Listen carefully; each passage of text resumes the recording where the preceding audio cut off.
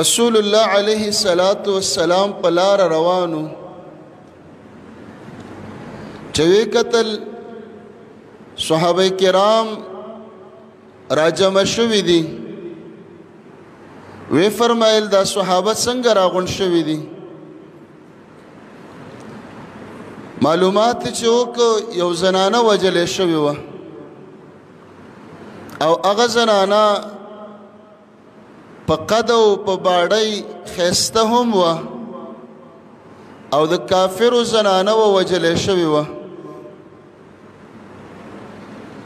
رسول الله علیه الصلاة والسلام تپوس وکړي چې د کافرو دا زنانه چا وجلې ده صحابه کرامو رضی الله عنهم هغوی ورته وفرمایل چې د الله نبی صلی الله علیه وسلم دا زنانه خالد ابن ولید رضی الله عنه وجلې ده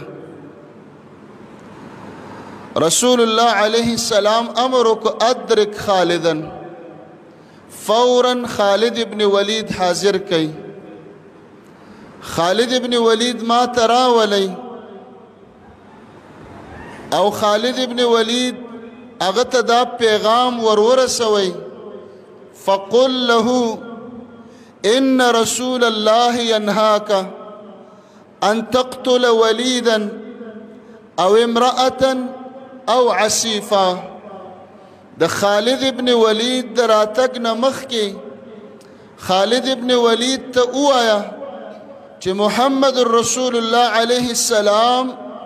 د درې قسم خلکو د وجلو نه تامنې کوي اول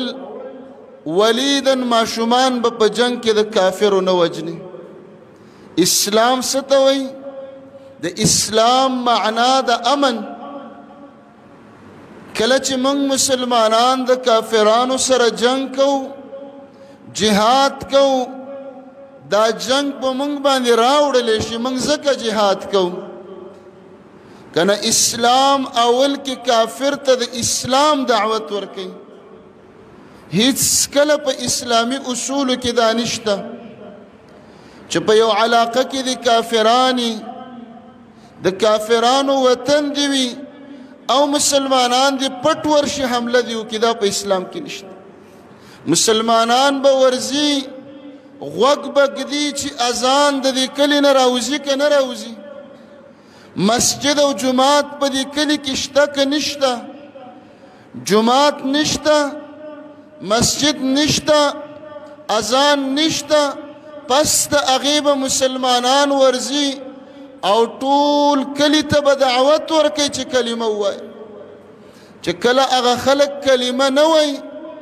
منکر شي نو بیا به اسلام ورته وایي چې کلمه مه وایئ ستاسو خپله خوښه ده خو زموږ د مسلمانانو په لاس باندې موږ ته جزیه سالانه ټکس راکوئ ستاسو د پټو د زنانو د سارو او ستاسو د بدنونو به موږ حفاظت کوو خو ټکس به راکوو موږ به ستاسو حفاظت کوو چې دام ونه مني نو په درېمه مرحله کې د هغوی سره جنگ شروع شي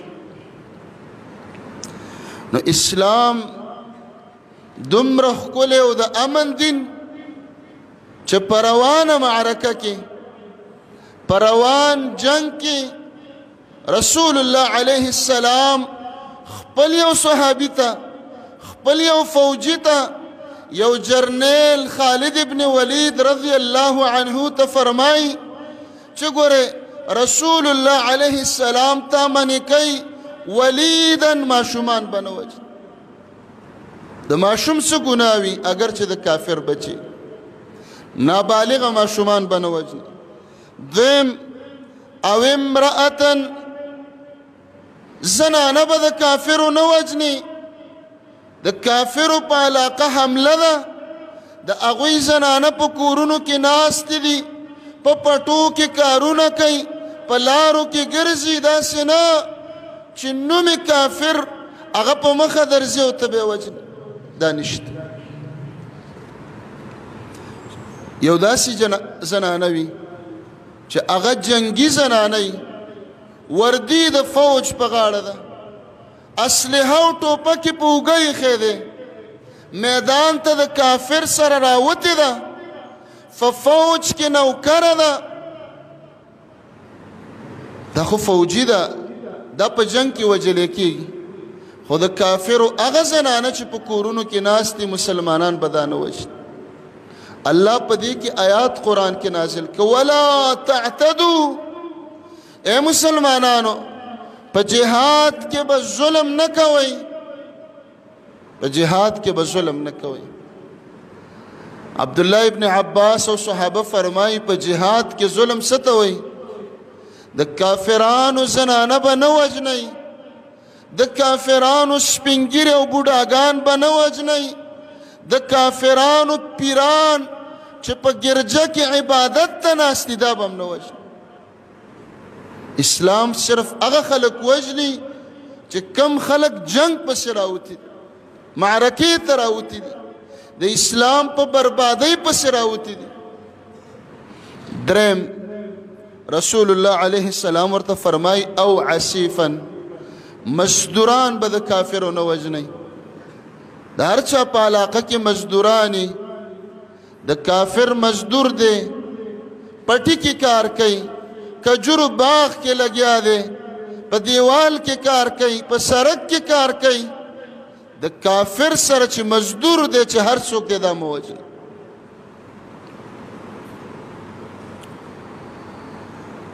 د دې ځای نه رسول الله علیه السلام واوړېد او خالد ابن ولید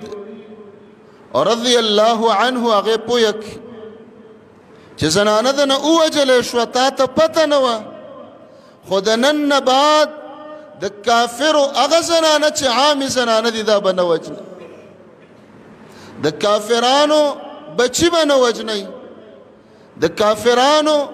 مزدوران به نه وژنئ دیاړي ماران به نه وژنئ